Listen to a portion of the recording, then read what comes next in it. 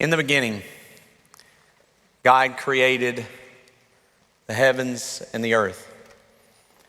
And the earth was without form and void, and darkness was upon the face of the deep.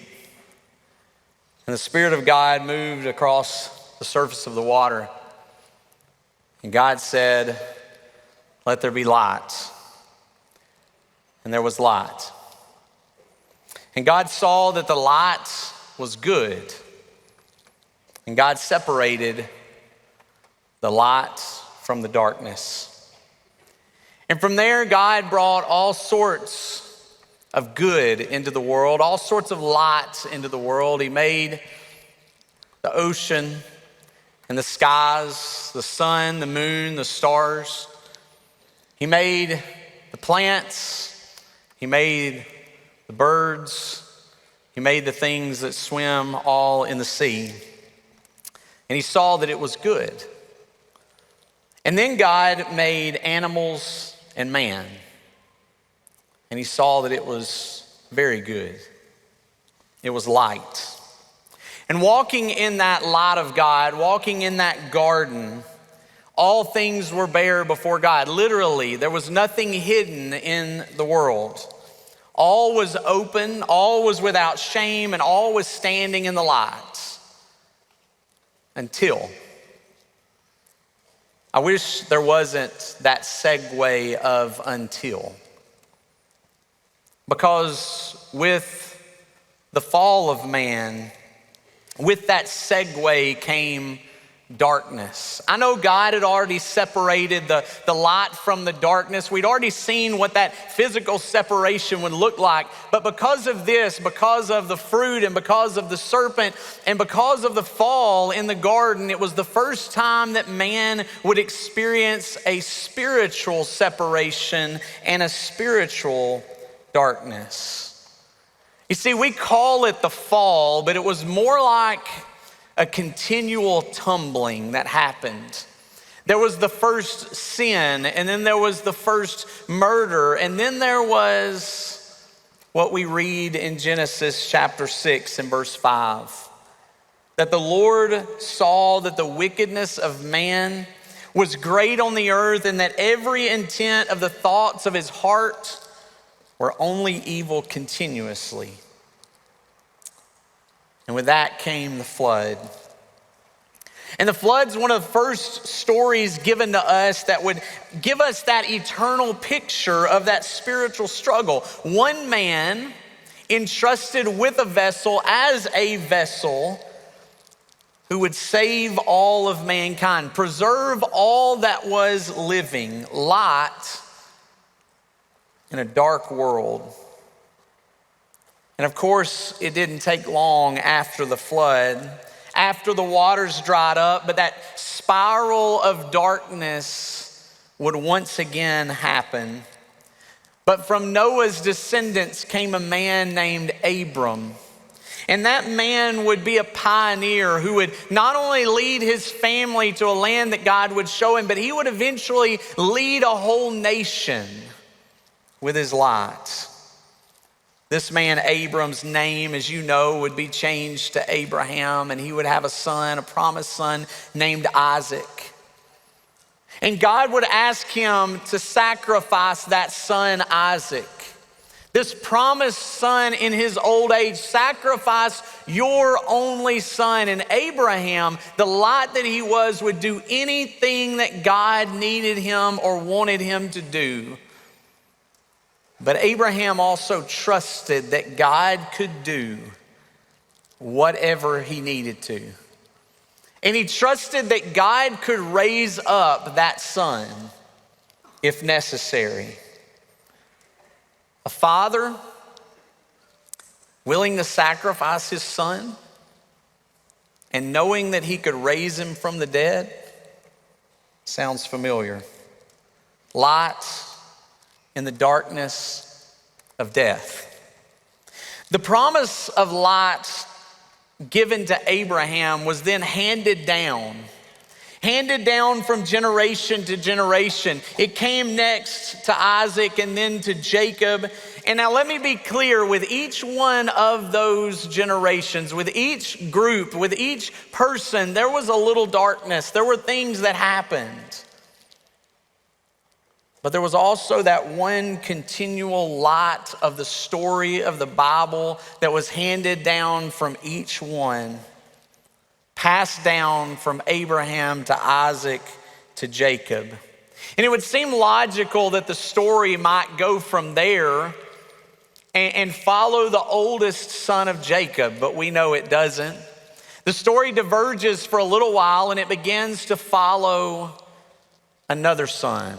You see, Jacob had 12 sons. You probably know them all: Reuben and Simeon, Levi, Judah, Dan, Naphtali, Gad, Asher, Issachar, Zebulun, Joseph, and Benjamin. And that son Joseph, one of the youngest, you remember he had dreams. And those dreams were about how his brothers one day were going to bow down before him. Even his father and mother, there were going to be people who were going to bow before him. And it so enraged his brothers that they wanted to kill him. And so they put him away. Reuben talked them out of it. But when Reuben came back to save him, he was gone. Those brothers had sold their brother into slavery. Darkness. You see, even Joseph would endure darkness off and on. Sold into slavery. Comes up in Potiphar's house to a pretty important role, but then he's lied about. Darkness. And then after he's lied about, he's sent to prison, and it seems like darkness there. And then he interprets those dreams, and you see these little lights in his life, and you see him trusting in God, and then they forget about him, and he ends up there again. But before long, Joseph gets out, and he rises to the second in command in Egypt. There's a lot of darkness, but his light, that light that was in his life, brought him to Egypt, brought his family to Egypt, saved Egypt and his family and all the people around him. But then came darkness again. See, after 430 years, people forgot about him. The Pharaoh didn't know him. The people of Egypt didn't remember him. And for 430 years, the children of Israel, they had become more and more enslaved. It had become more and more difficult. It had become more and more darkness. It had been hard labor and then the killing of children and all these different things that were happening in Egypt. Until one was drawn from the water. That's what his name means. Moses, drawn out, protected by Pharaoh's daughter, but taught by his own Hebrew mother. Eventually, he would have to choose. Who would he choose to serve? Would he choose darkness or would he choose light? And there was a sense in which his choice came in darkness. He killed a man in Egypt and he ran. And he spent 40 years in a wilderness, 40 years doubting himself, 40 years looking at himself as not enough, 40 years of his faults and 40 years of his insecurities, darkness. There came a light. As he walked around in the wilderness with the herds, he saw a light, a bush that was burning, but not burned up. He just saw the light of God. And it took a little time, but eventually he agreed to go. You see, God wanted him to go back to Egypt, and he wanted him to go to Pharaoh, and he wanted him to take into the darkness of Egypt the light of the deliverer God. that time in Egypt for those people. And the time in Egypt that Moses would spend there and the time that he would instruct them before they left would serve as a delivering lot for generations to come. The Passover would be celebrated for generations to come, still celebrated by some. The Passover, where a perfect sacrifice was killed and the blood was used to protect. And the animal was cooked and eaten in the family on that night. The Passover would be a picture, a perfect picture of something else that would come generations later. The guiding of the Israelites on their exodus with a pillar of fire, a light that would walk them through the darkness and the difficulties. The parting of the Red Sea so that they could get through. And even in their disobedience, he continued to help them with the light, the pillar at night and the cloud by day for 40 years in the wilderness. Just like Moses had been 40 years in the wilderness. And then came Joshua. He arose, the leader of his people, conquering the kingdoms of the new land. Walls would fall at just a march and a trumpet blast and a shout. Joshua led the nation, but Joshua also led his family faithfully. You might remember what Joshua said, "As for what? Me and my house, we will serve the Lord." And while the people with Joshua promised, they said, "Well, we will serve the Lord as well." While they promised it, they didn't keep the commitment very long. See, mankind's darkness continued to cover the earth, but the light continued to shine through individuals that God would appoint. That theme is seen over and over and over again in the pages of the Old Testament. The darkness of sin put them in captivity to various nations. And when they would go in captivity to various nations, then God rose up the judges. Those judges would deliver their people over and over again, starting with Othniel, the son of the friend of Joshua, the son of Caleb, would deliver them. Not only Othniel, but Ehud, and then Shamgar and Deborah. Gideon with just 300 men with what? You remember? Torches, a lantern, something over the torch, pitchers over the torch, trumpets. They didn't have much, and there was just 300 of them.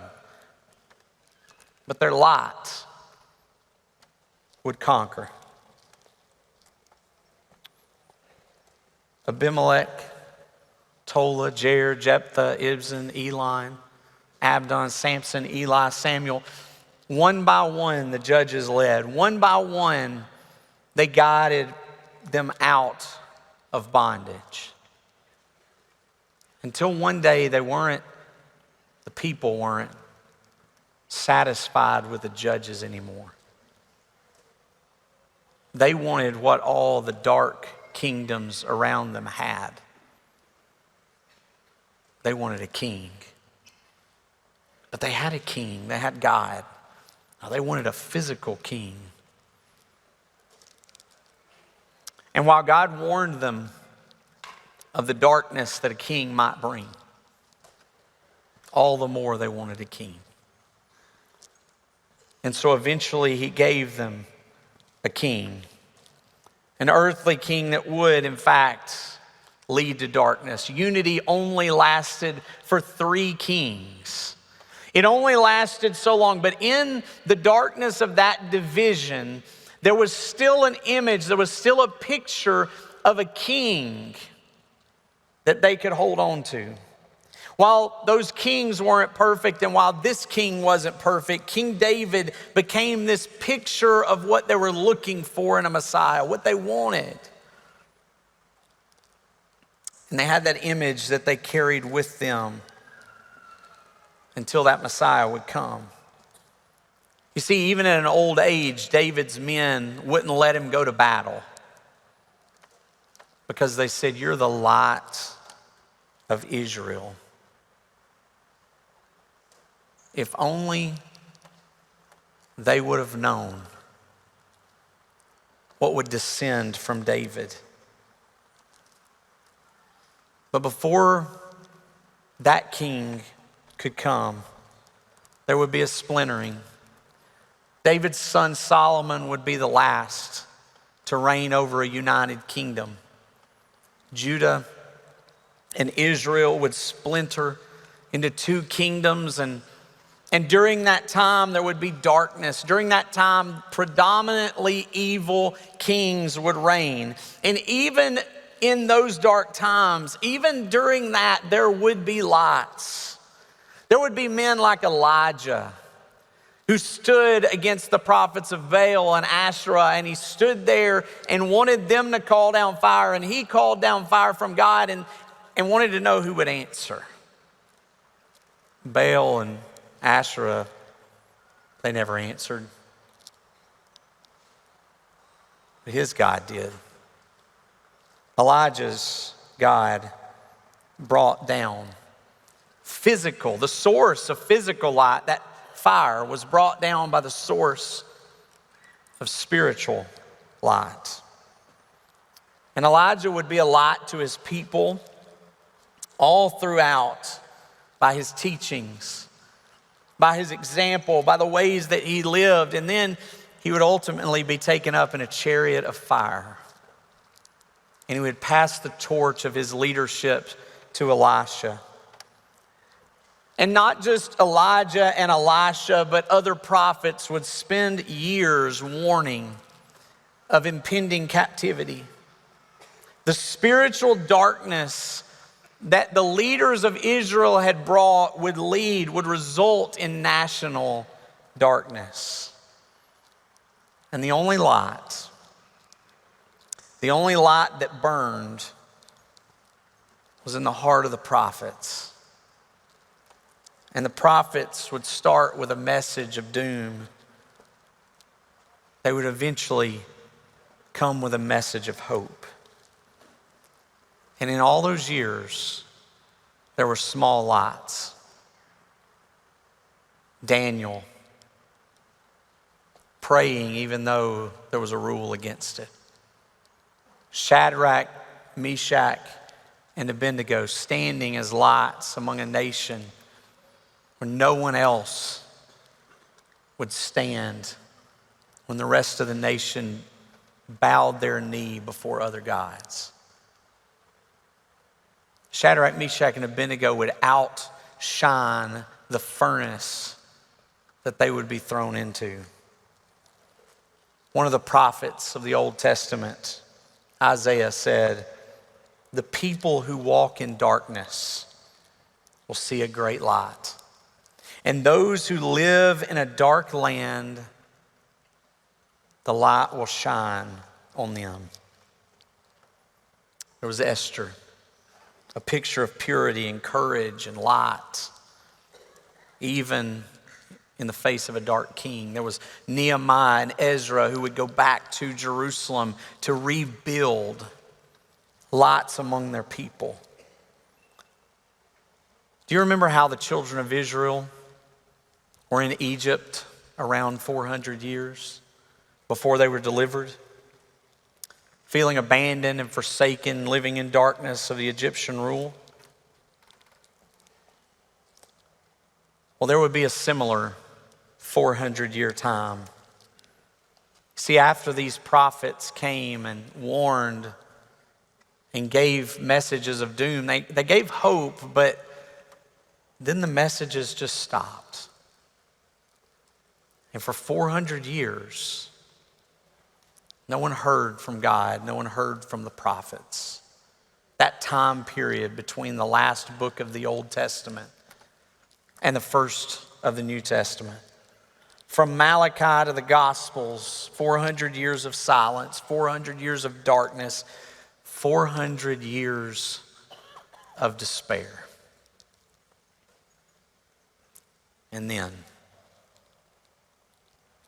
In the beginning was the Word. And the Word was with God, and the Word was God. He was in the beginning with God. All things came into being through him, and apart from him has nothing come into being that has come into being. In him was life, and his life was the light of men. And the light shined in the darkness, and the darkness did not overcome it. It's interesting to me how God chose to speak through John with words that were so similar to what he spoke in the beginning. In the beginning, God spoke light from the darkness. And in the Gospels, with the story of Jesus, God brought light into the darkness. Luke 1 records this from Zacharias. This is John the Baptizer's father. He says, "Because of the tender mercy of our God, with which the sunrise from on high will visit us, to shine upon those who sit in darkness and the shadow of death, to guide our feet into the way of peace." See, here's the funny thing about darkness. It cannot comprehend. It cannot overcome. It cannot destroy light. When the sun rises, darkness dissipates. Light in a dark cave always wins. Light on a dark night always conquers. Light in a dark room will always illuminate. Light wins. So Jesus came as a light. And through Jesus, the rest of the world has an opportunity to reflect the light. See, for too long, man has allowed darkness to conquer,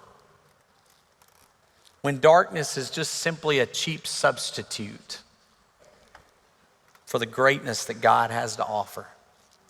See, darkness is just the absence of light. It is nothing in and of itself. And since the garden, darkness has caused us to hide in shame. It's caused us to hide in guilt. And since the garden, it has kept us on the run from God, while God all the while was pursuing us. He was pursuing you. He looked for a way out for his people during the flood, and he found Noah. He looked for a deliverer for his people in Egypt, and he found Moses. He pursued mankind into the wilderness, and he provided for them water and quail and manna and the law. He provided, he went for them. He was always there. And he followed mankind into captivity.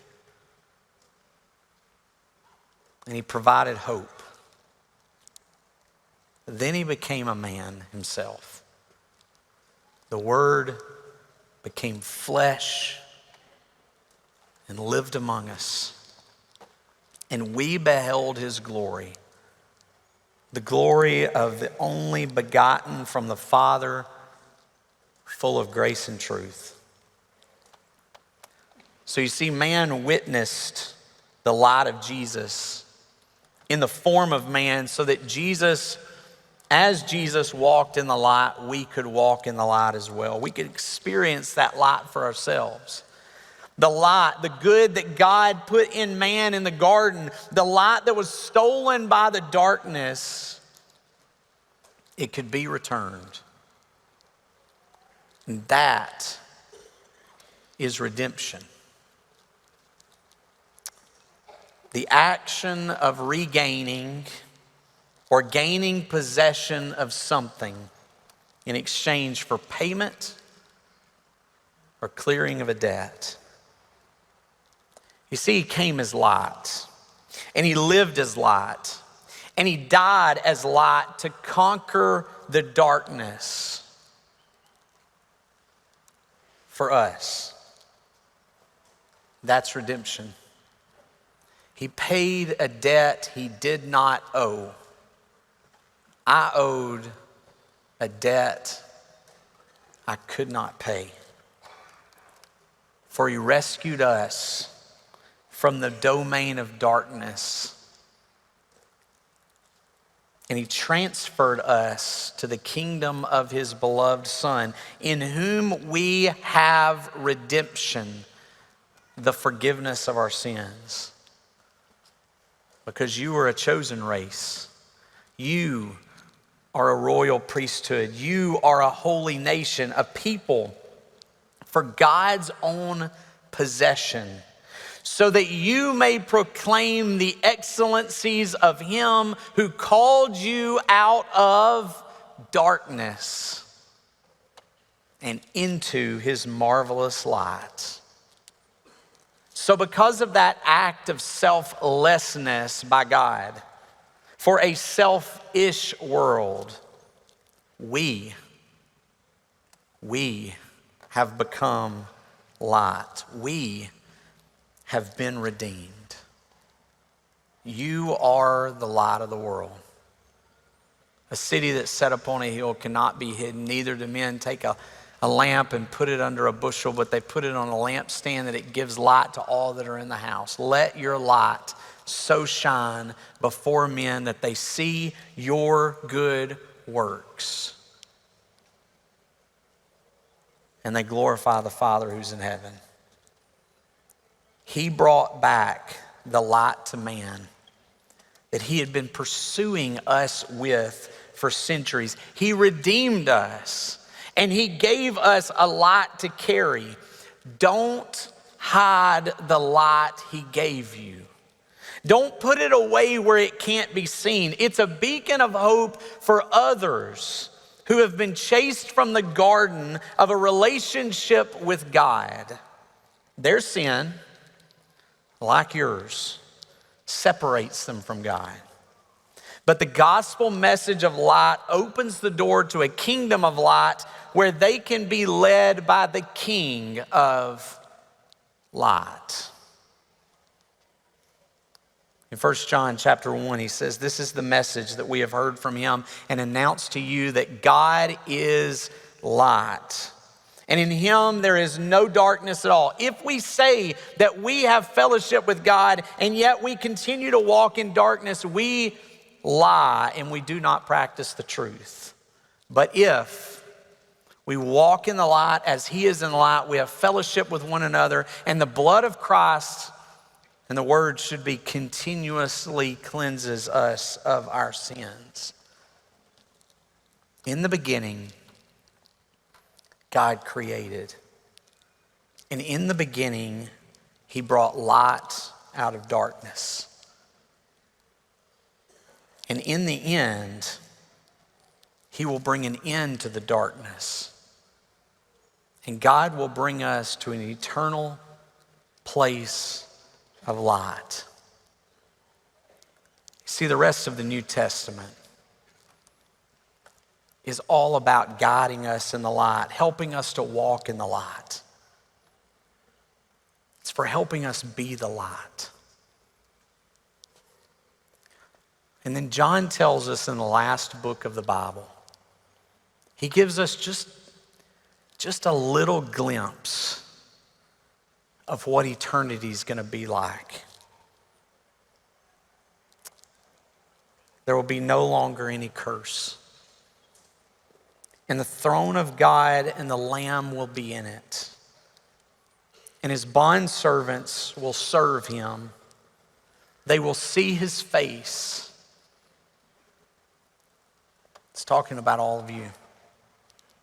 And his name will be on their foreheads. And there will be no longer any night. And they will have no need of a light of a lamp, nor the light of the sun, because the Lord God will illumine them, and they will reign forever and ever. You see, that's the light of redemption for you.